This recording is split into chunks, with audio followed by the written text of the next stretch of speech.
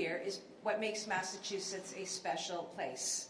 People from different walks of life, different experiences, different backgrounds, different regions of the state, different perspectives, all coming together in support of one purpose, which is to protect the people of Massachusetts. To say what is happening right now with ICE in Massachusetts and across this country is wrong, and that it doesn't make us safer, and that it needs to stop. Let's be clear about what's happening. Over the past year, President Trump has sent federal agents into communities, cities, and states around the country. And what we have seen week after week, month after month, are federal agents instigating, antagonizing, and yes, causing violence in communities. People have been killed, others have been shot. We've seen mothers and fathers ripped out of cars and from the arms of their children. United States citizens have been stopped, arrested, and detained. Their homes broken into without a warrant. Citizens have been threatened with being put on a domestic terrorist watch list simply for holding a cell phone and filming. ICE agents we've seen assault peaceful protesters. And at the end of the day, what we've seen through Donald Trump and his agents are continued trampling of constitutional rights and protections. Rights and protections that are respected here in Massachusetts and across this country. Now, all of these actions by ICE stand in stark contrast to our own outstanding state and local police. And I want to be clear about that. Because of ICE, it's actually the fact that our state and local police have been put in difficult positions. So I take this all together to try to give you some background as to why we're taking action today. As you know, I come to this as a former prosecutor and as Attorney General. I can tell you that this is making no one safer.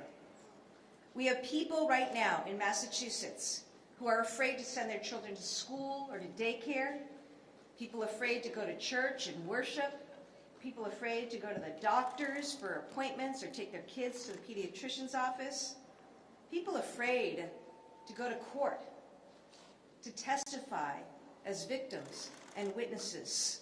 This is all making us less safe. And as governor, I have a responsibility to protect the people of Massachusetts. Today, I'm filing legislation to keep ICE out of our schools, daycares, other child care centers, churches, hospitals, health clinics, and our courthouses.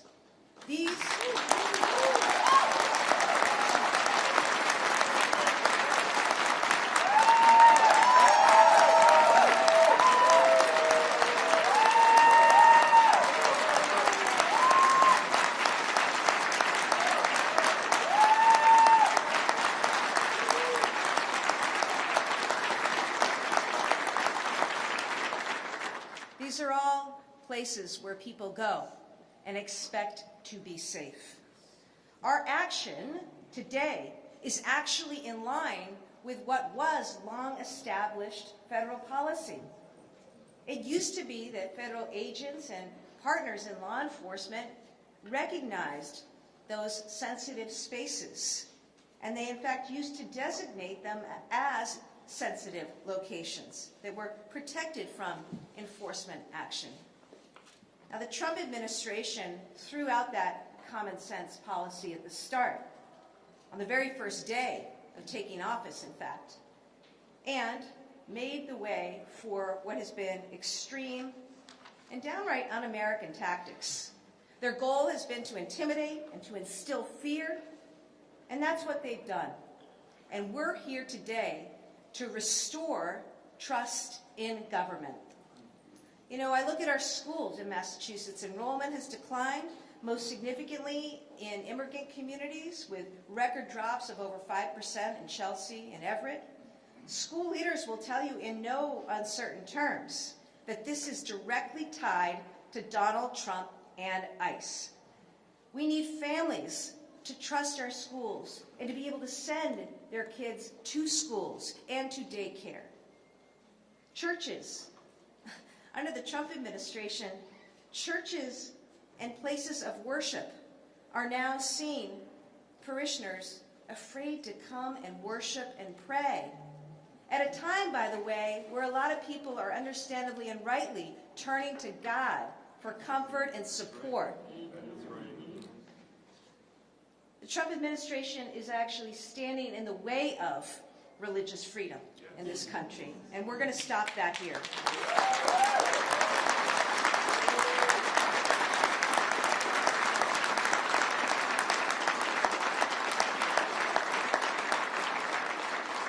We're going to stop that in our houses of worship, and we're going to stop that in our schools, because families need to trust that schools are safe for their kids.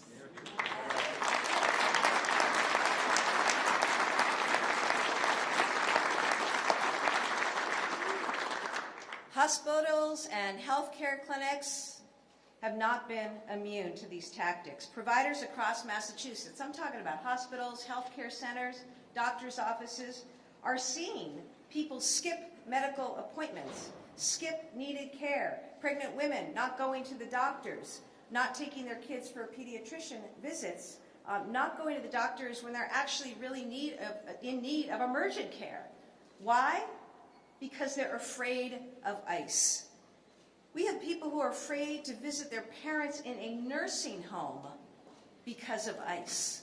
That's just wrong. We're going to stop that here in Massachusetts. It's absolutely unacceptable. We're going to protect and keep safe our healthcare spaces. Now, finally, courthouses. Judges are telling us that ICE's presence is keeping away victims and witnesses. Here's what that means. It means that people who are charged with crimes are not having those cases prosecuted. It means that people who are charged with crimes are not being prosecuted and held accountable. That's counter to public safety. And I'm not going to let that happen anymore here in Massachusetts. I think about the impact on victims of serious crimes who've had their cases dropped because they're afraid to go to court, or a witness is afraid to go to court, and then violent criminals left to roam free as a result, domestic abusers, people who commit rape and assault.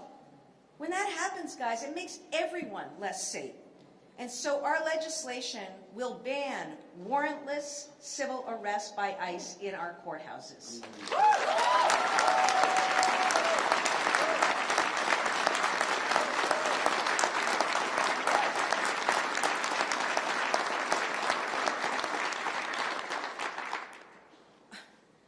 Our legislation will also make it unlawful for another state to send their National Guard into Massachusetts without the permission of this governor.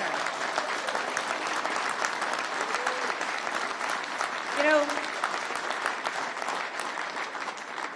you've seen this. Donald Trump sending Guard troops into Chicago and Los Angeles against the wishes of state and local officials. These deployments of the Guard, they drain resources. They take members of the Guard away from their important duties, both their day jobs and their need to be ready for actual emergencies and disasters and needs in their state. This hasn't made anyone safer. It's a dangerous development, and we're going to do everything to stop this from happening here. Our bill will also allow parents to prearrange guardianship for their kids in case they're detained or deported. And I am really sorry to even have to utter those words. But at the end of the day, we've seen here in Massachusetts and around this country, littlest kids taken away from their parents, left alone or in the care of maybe a neighbor, maybe the state. It's wrong. So in the interest of protecting people in Massachusetts, we're going to make it easy for parents to take the step of guardianship in the event tragic event, it's necessary for their family. In addition to filing legislation, I'm also doing things that will take effect immediately. I'm signing an executive order today to protect our state and state resources from ICE. That includes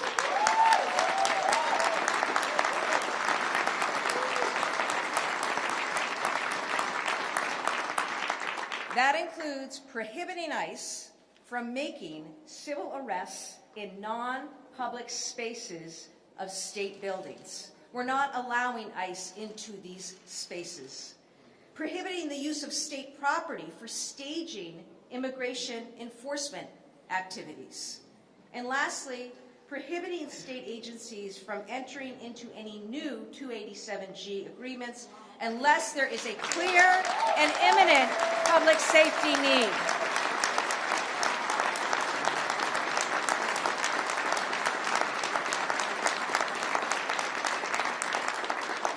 The bottom line is that Massachusetts is safer when residents can trust their government when they go to report crimes or get services.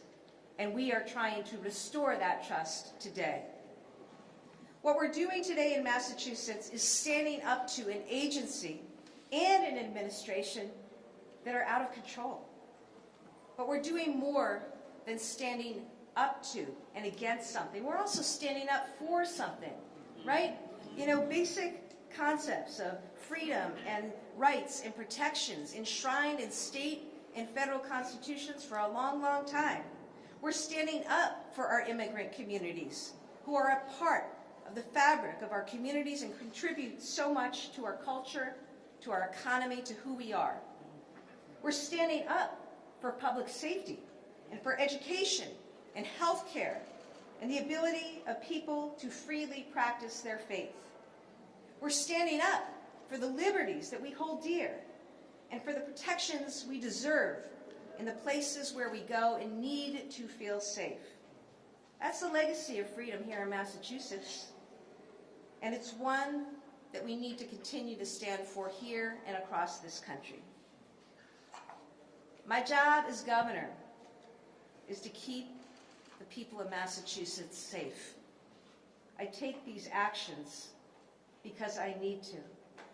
Because the last weeks and months of the onslaught of the Trump administration's tactics when it comes to ICE is both something we've never seen before. It's also something that's done grave harm to the safety and to the well-being of Massachusetts residents. Donald Trump needs to remove ICE operations from communities. Okay? I want to be clear.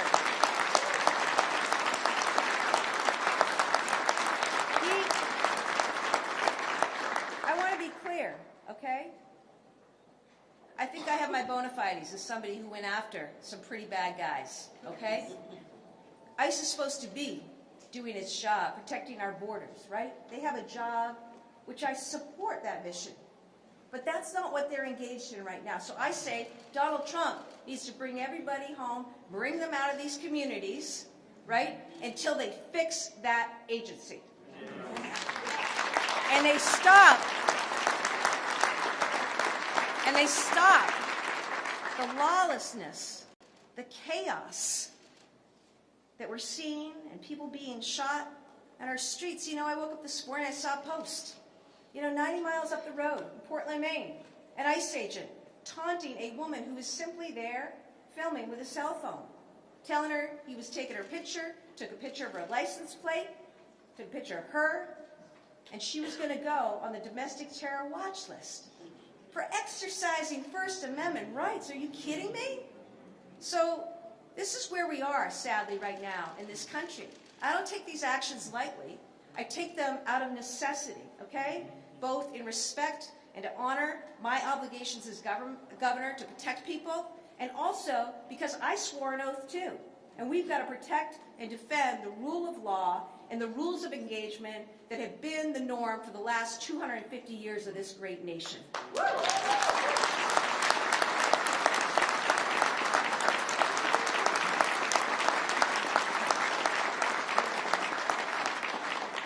finally, I'll say this. It's not just about changing people out, though I've called for Kristi Noem to go. She had no business being there in the first place. Greg Bavino to go. Okay? That's not going to fix this.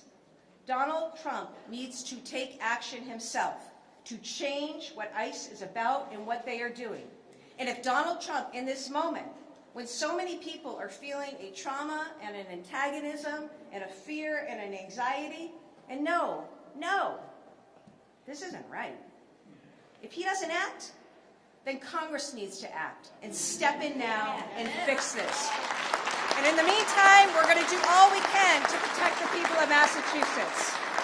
Thank you, and I'd now like to invite Senate President Spilka to the podium.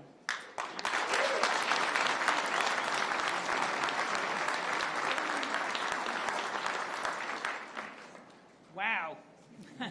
Congratulations, Governor.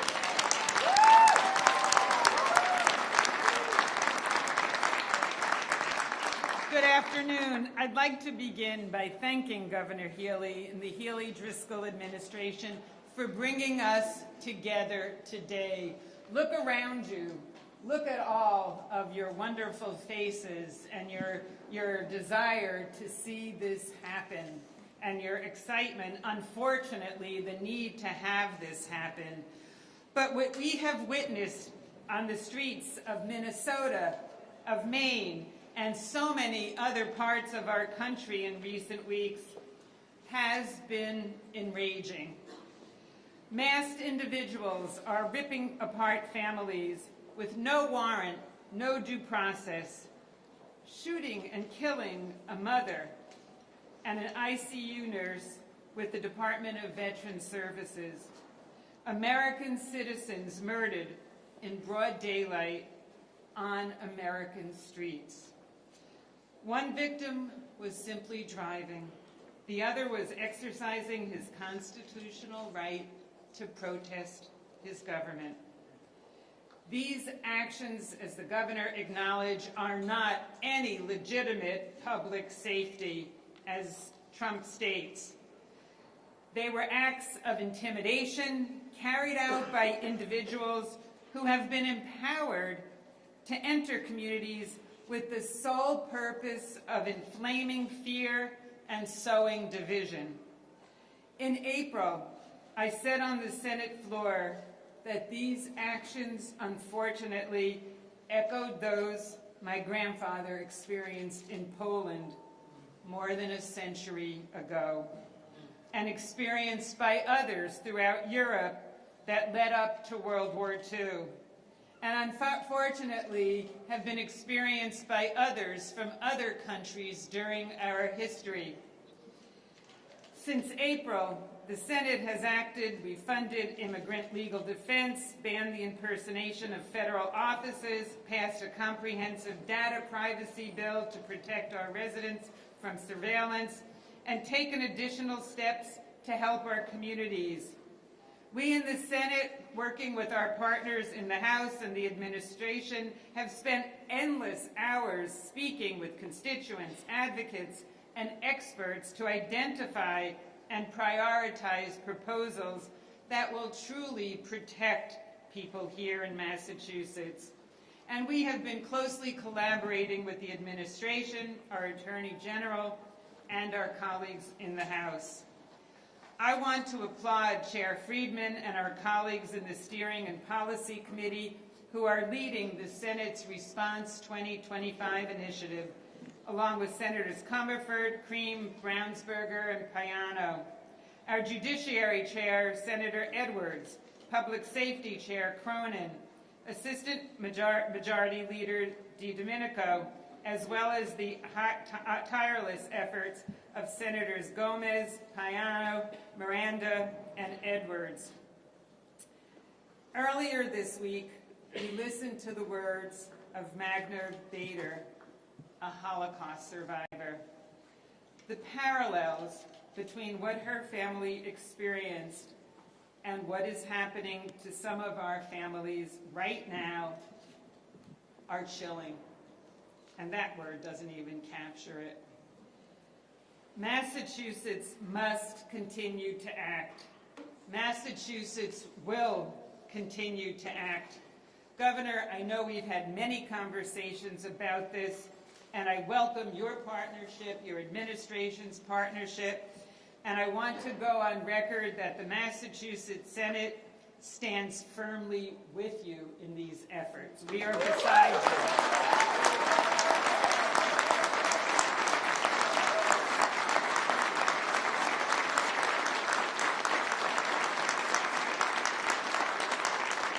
I can promise all of you when this legislation reaches the Senate, and hopefully that is very soon, we will engage thoughtfully with the details and consider additional protections developed through the hard work of our senators, measures that we feel are necessary to defend the safety, dignity, and rights of our residents. Let me be clear. The Senate will also do everything in its power to return these proposals to your desk for your signature soon.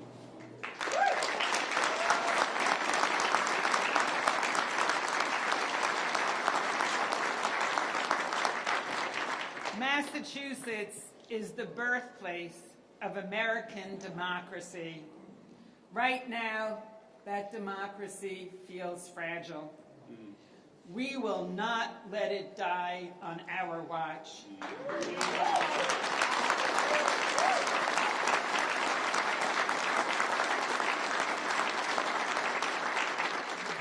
Working together, we will continue to meet this moment, and we will protect our residents, defend our values, and continue to lead. Thank you.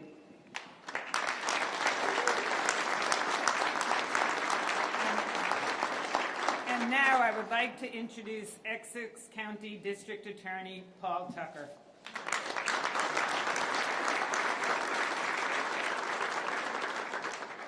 Thank you, President Spilka. And thank you, Governor Healey and Lieutenant Governor Driscoll. Thank you for your partnership and always keeping public safety across the Commonwealth as one of your top priorities. We're grateful. I'm here with some of my colleagues today, D.A. Hayden, D.A. Sullivan, D.A. Ryan, to give you an on-the-ground perspective as to what's happening with these ICE operations in our courts across the Commonwealth. These operations diminish access to justice, which diminishes public safety. Defendants have a right to due process. Witnesses have a right to offer testimony. And victims have a right to their day in court and be heard. The governor mentioned victims of domestic violence. I will add victims of sexual assault. We have seen so many of these people who are simply looking for their day in court that are afraid to come. We see members of our staffs every day trying to talk to these folks to rebuild some of the trust that has been broken. We work very hard, as do municipal and state police officers across the Commonwealth, to build trust, and some of these operations have broken that trust. I fear it may be irreparable. We have work to do. Courthouses are to be places of fairness and justice. With these ICE operations, it has done nothing but instill a climate of fear.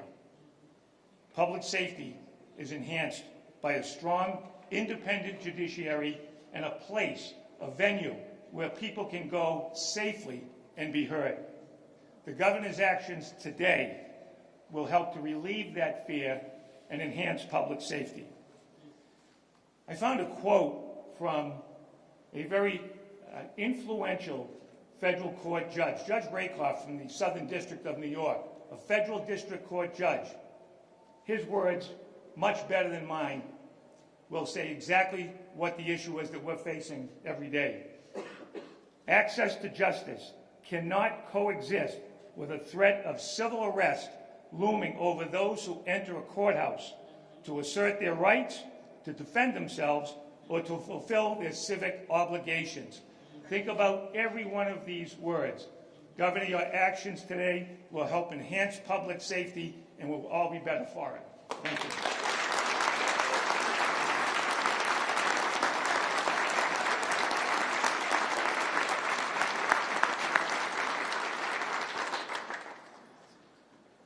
I am Cristiano Barbosa, Auxiliary Bishop and assisting the Archbishop Richard Henning here in the Archdiocese of Boston. It is a privilege to be here with you, Governor Healey, and all who are here gathered, as today she's addressing issues directly pertinent to the common good of our society in this time.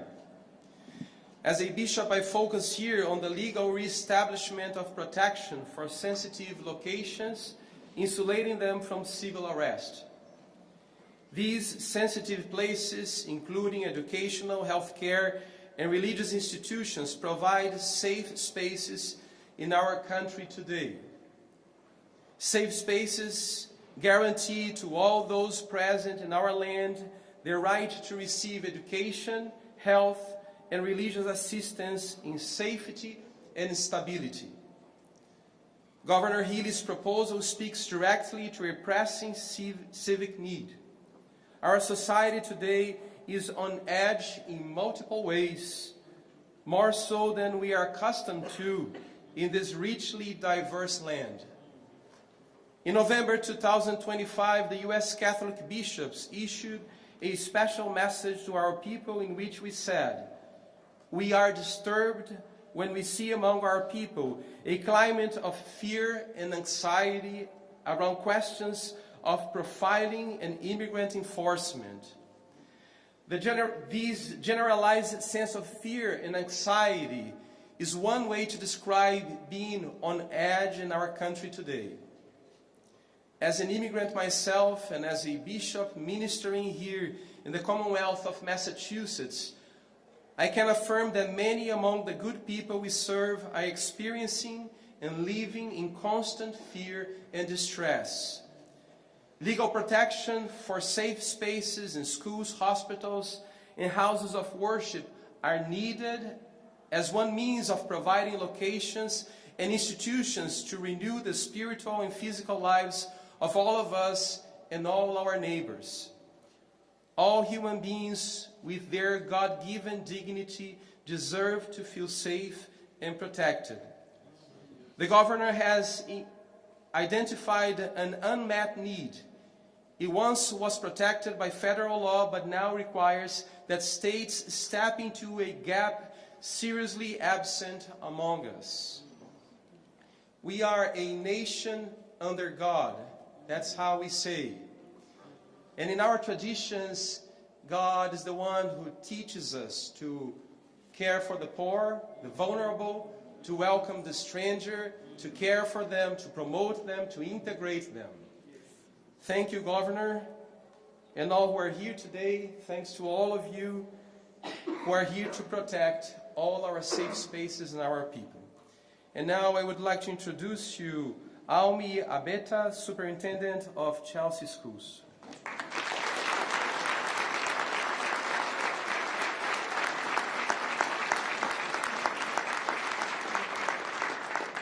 Good afternoon. Thank you, Governor Healey and her administration for allowing me to share today. On the morning of January 22nd, almost a year ago, 2025, just 2 days after President Trump's inauguration, rumors began circulating in Chelsea about a local action by immigration and customs enforcement agents. Federal agents took one person into custody in Chelsea.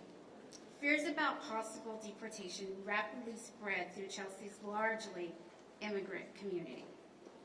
Many frightened parents decided not to send their children to school. That day, out of the 6,130 students in Chelsea, 1,031 were absent, 16.7%. The next day, the number dropped to 827 absent, 13%. Almost a year later, fears of ICE action continue in Chelsea and have spread through other Massachusetts cities and towns.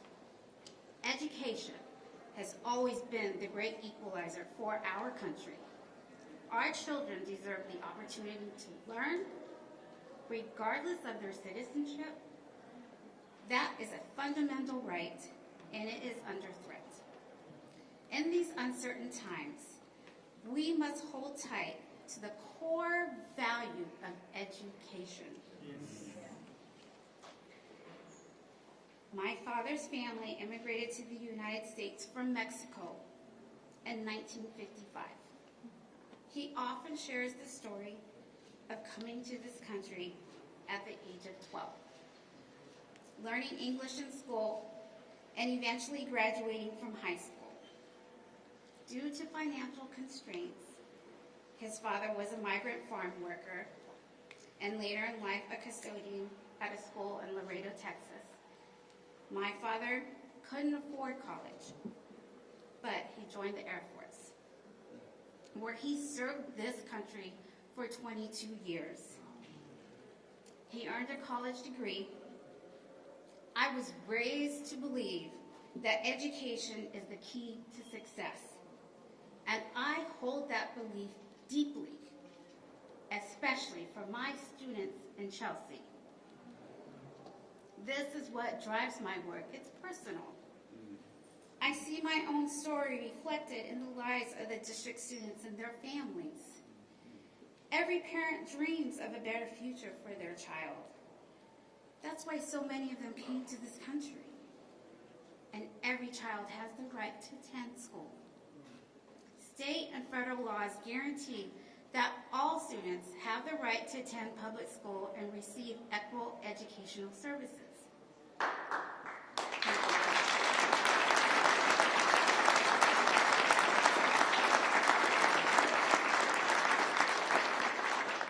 In response to continued ICE rumors in Chelsea, my communications director and I continue to send letters to families reaffirming our commitment to welcoming and educating all students in Chelsea, because that's what we do with Chelsea.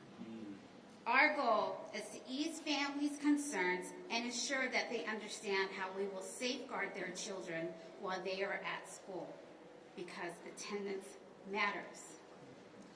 Children have to be present to learn.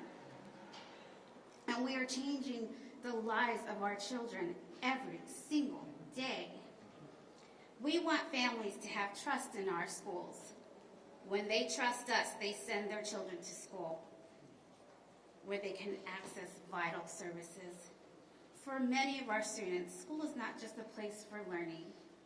It's also a place where their basic needs are met, especially as many families struggle with food insecurity. With education, children have a chance to achieve their dreams. It is the key that can transform a student's life, and we've seen it firsthand every day in Chelsea. And by changing one life, we have an impact on an entire generations to come. The pandemic taught us just how crucial it is for children to be physically present in school. Let us not forget this fundamental right, and let us protect it fiercely. Thank you. Thank you, Governor.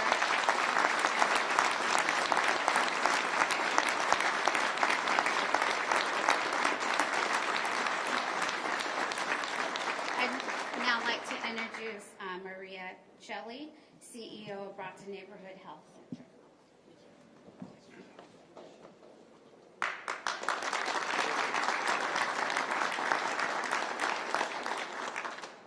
Good afternoon, everybody. Thank you so much to Governor Healey, Lieutenant Governor Driscoll, Secretary Mahania, Undersecretaries Rosenthal, legislators, leaders, and all of you wonderful supporters in the room, for this opportunity to share the perspective of a community health center and a healthcare leader. My name is Maria Healey. I'm a psychologist and the CEO of Brockton Neighborhood Health Center. We're a community health center serving nearly 40,000 patients from Brockton and surrounding communities.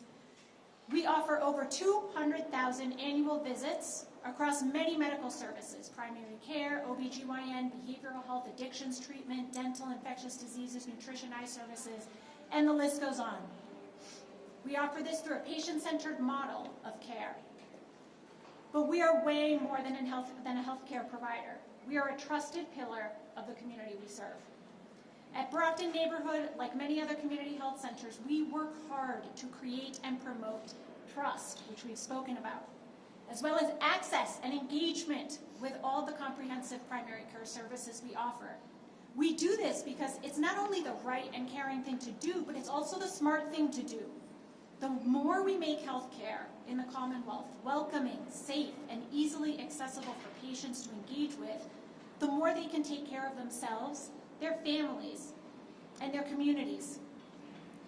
Let me be clear. Any interruptions, including interruptions due to fear of immigration enforcement actions to healthcare access and engagement, is a problem, not just for one patient, not just for their caring family, not just for the hardworking providers who care for them, but for everyone, all of us. When patients avoid primary care out of fear, it creates problems. Delays in care can turn manageable health concerns into serious, sometimes life-threatening conditions. We know patients who don't get their screenings because of fear early are diagnosed with cancer, maybe at stage 4 when they could have been caught at stage 1 and been treated. This leads to higher costs and unnecessary suffering and loss. When people can't access timely treatment for infectious diseases, those diseases spread. When people cannot access timely treatment for their chronic illnesses like hypertension and diabetes, these illnesses progress, recovery becomes harder, health disparities widen, costs rise, and everyone in communities suffer, from the patients to families to schools and even businesses. If people's access to primary preventative care is interrupted for any reason, they end up showing up also at emergency departments for needs that would have been better served in our offices at community health centers and clinics and local hospitals. And then the people who are there for needed emergency care at the emergency rooms have more difficulty accessing it, and the total cost of care becomes so much more expensive. At community health centers, we see every day how prompt, accessible care protects not just individual patients, but the overall health and stability of our communities. We see it in our patients. Many of the patients in our communities at health centers are immigrants. They're hard-working individuals. They are mothers working multiple jobs, children eager to learn, grandparents trying to take care of their grandchildren. They are families and workers who are fueling our local economies. At many community health centers like Brockton Neighborhood, we also proudly hire from the communities we serve, making many of our healthcare staff brilliant, dedicated immigrants who represent the best of this Commonwealth.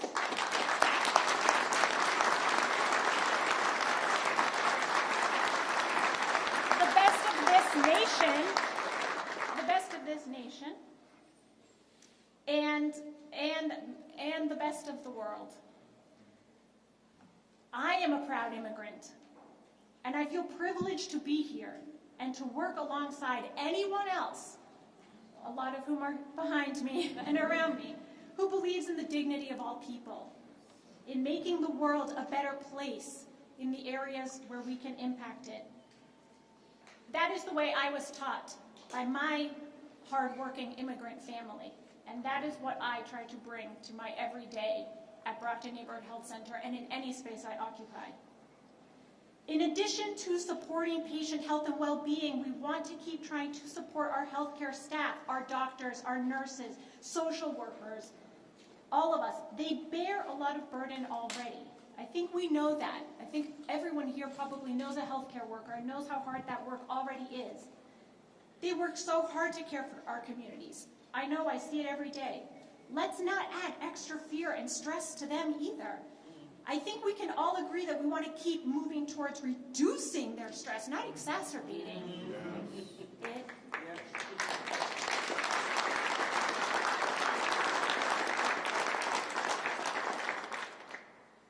I think it's clear that safe, timely care in healthcare facilities isn't a convenience.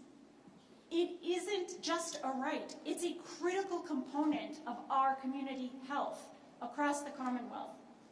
Healthy people can be active participants in their families, communities, and our local economies. Stress providers can focus on care instead of fear. And all legislation that supports, protects, and promotes this critical healthcare access and engagement and the amazing workforce that provides it is a policy worth celebrating. On behalf of patients, providers, community health centers, other healthcare entities, and the whole Commonwealth, I would like to say thank you.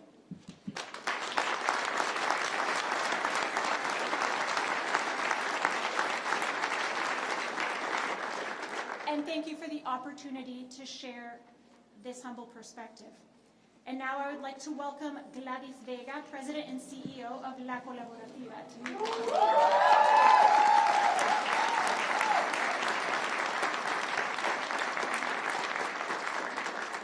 So, good afternoon. I stand here with lots of emotion. Gobernadora, gracias, gracias, gracias. It was about time that we hear good news, right, in the state of Massachusetts. So,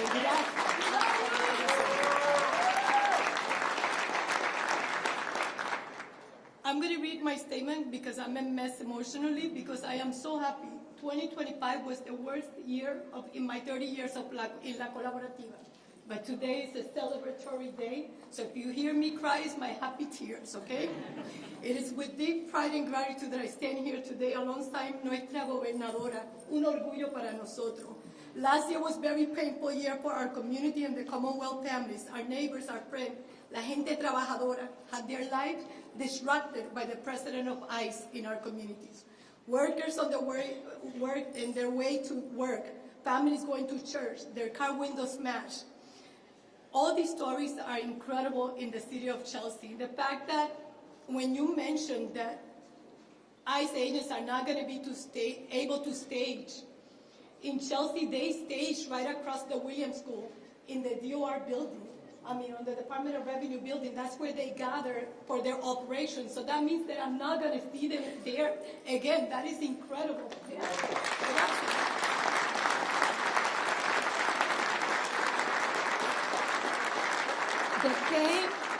The pain that these families are going through will not soon disappear. The trauma that these family separations have gone will never be, they will constantly be with them. We still carry that pain in our heart, in our soul. I want to make sure that you understand how grateful we are to all the nonprofit directors, to the workers that show up every single day, that are running the streets, the courthouse monitors that are chasing ICE and documenting. Thank you for standing for us. For those non-Latino residents of the Commonwealth that have said, estoy presente, I want to help, I want to be a good neighbor. I don't know that individual, but I'm here to help, and I stand by you. We're extremely grateful for your actions. Those actions matter. Gracias, gracias, gracias.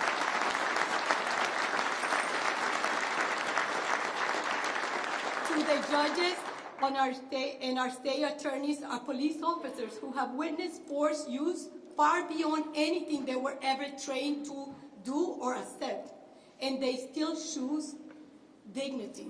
They choose humanity over what they see with the federal government. We are very proud that our state officers and our local police officers are not involved like they are in other states. And that's what the Commonwealth of Massachusetts is all about.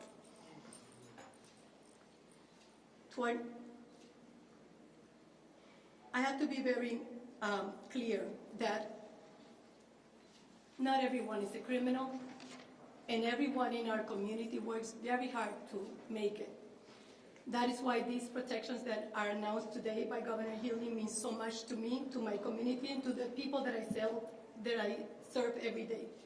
People come to us with a simple question. Gladys, ¿cuándo volveremos a vivir sin miedo? Gladys, when can we begin to live without fear? Fear for sending their children to school, fear for going to doctors, fear for simply living or loving their families and raising their children in a state that they call mi hogar, mi casa, in a state that they call home. These protections help us navigate the realities of living in Massachusetts. But more than that, it gives us hope. ¿Tú te imaginas? The year that we have had, and now we're taking this action. This is huge for the state of Massachusetts. Mil gracias.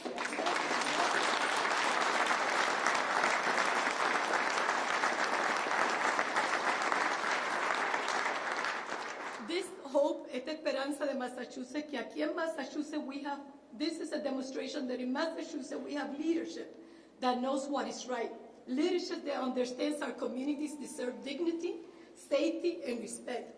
Leadership that says clearly without an apology, ya basta, enough is enough. Thank you for standing with our community when it matters the most. Gracias por caminar con nosotros. And now it is my honor to invite back our dear Governor, Healey, to finalize.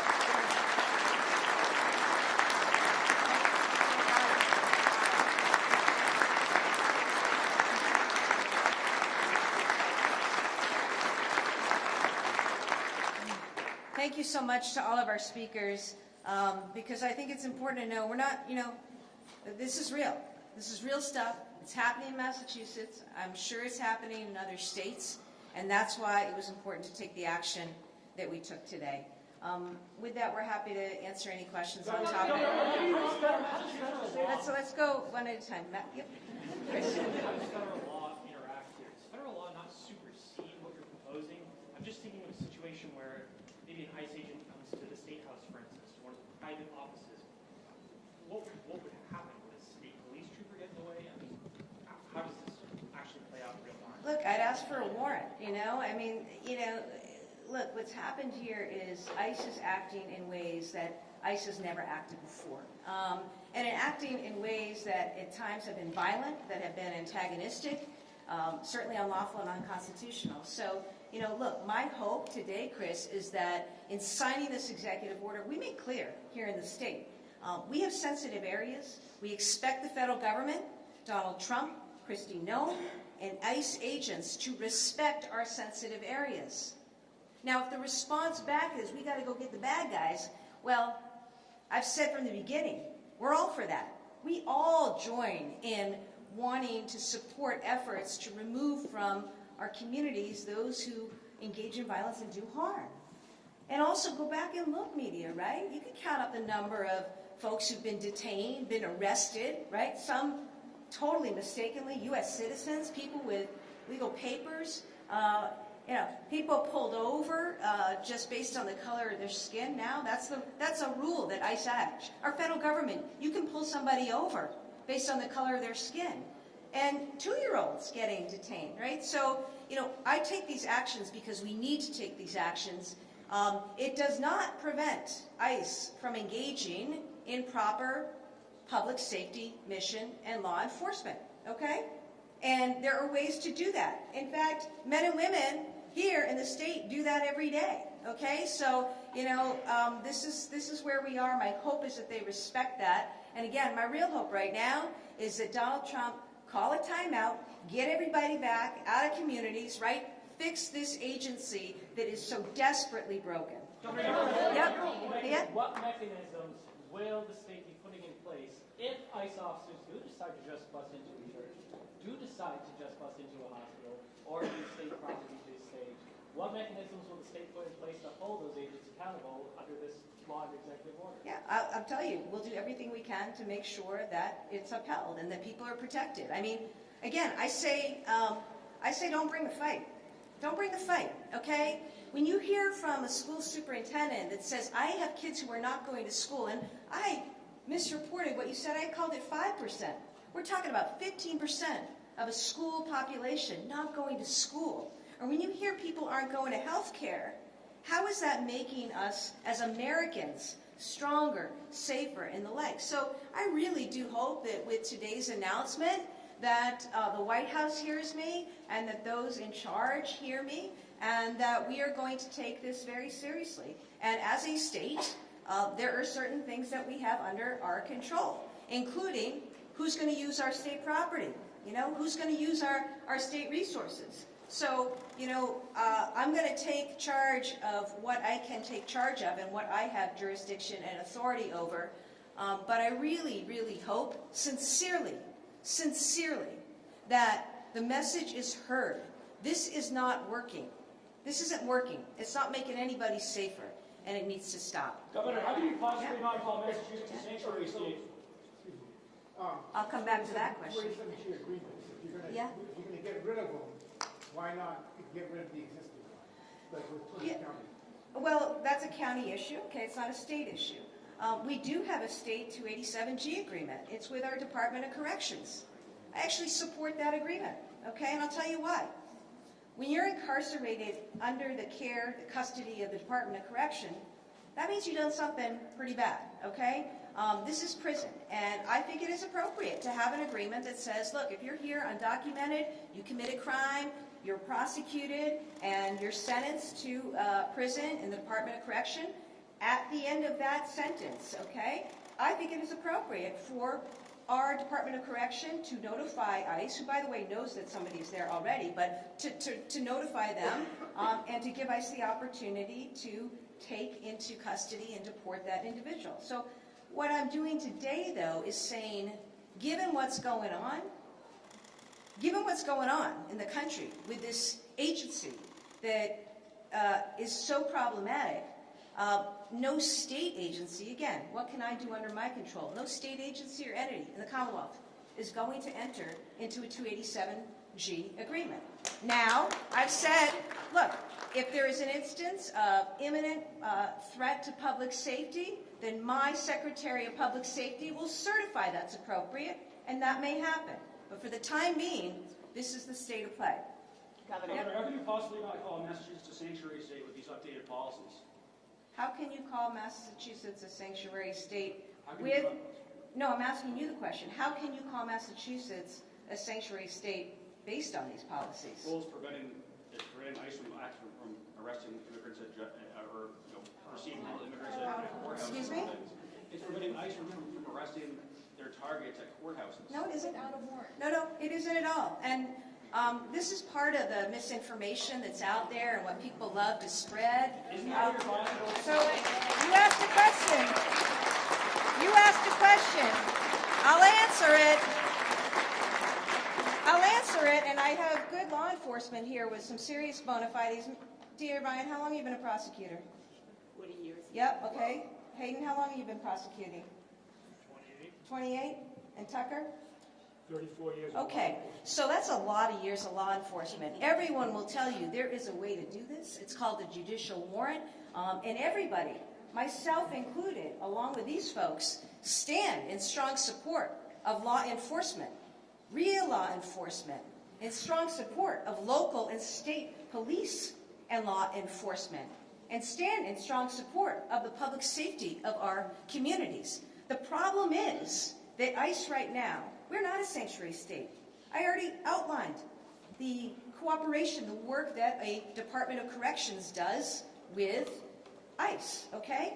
And you got to understand, ICE is responsible for enforcement of immigration law, civil enforcement of immigration law. That is not something that local and state entities, actors, including law enforcement, are responsible for. So, you know, it's I got to tell you, it's really heartbreaking to see the state of affairs and to know that it's come to this, and that I, as governor, have to take this action to protect the safety and the well-being of our folks. It's just a shame. And every day, and I can tell you, going back in my career as Attorney General, I used to work, and our teams did, with FBI, HSI, you know, ICE, CBP. You go through all the federal agencies, right?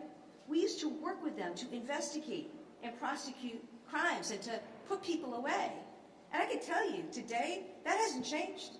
State and local law enforcement continue to work with federal agencies in investigating and prosecuting crime in this state. That hasn't changed. So nothing about today's announcement changes the operation of law enforcement in this state and the good work that they've been doing to go after criminals and to keep people safe. We're not changing that at all. What needs to change, though, is the president needs to fix ICE. He needs to fix this broken agency, and if he doesn't, Congress has got to step in. Okay. Governor Healey, off topic. topic. I want to ask about 3 days after the snowstorm, MBTA, some people wondering, waiting 30 minutes in the cold. Why is this still happening? Is it infrastructure, and when will things improve? You know, I'd ask for a little grace here on the T. We had a lot of snow. I know I was shoveling quite a bit. We had a lot of snow. It was on the tracks, right? It takes time to clear that. The teams worked really hard and as quickly as they could, and I know we're interested in getting people back using those services as quickly as they could. And I think you should check back with GMA about the actual statistics. I'm about when things were delayed and the like, but you know, I never want to see delays, but we had a pretty big storm. In fact, it was the biggest storm, I think, that we've seen in 4 years. Yeah, so, but that's not to say we aren't working every day to improve the T, to improve the commuter rail, and to invest in public transportation in the state. Governor. Okay. Thanks, everybody. Thanks, everybody.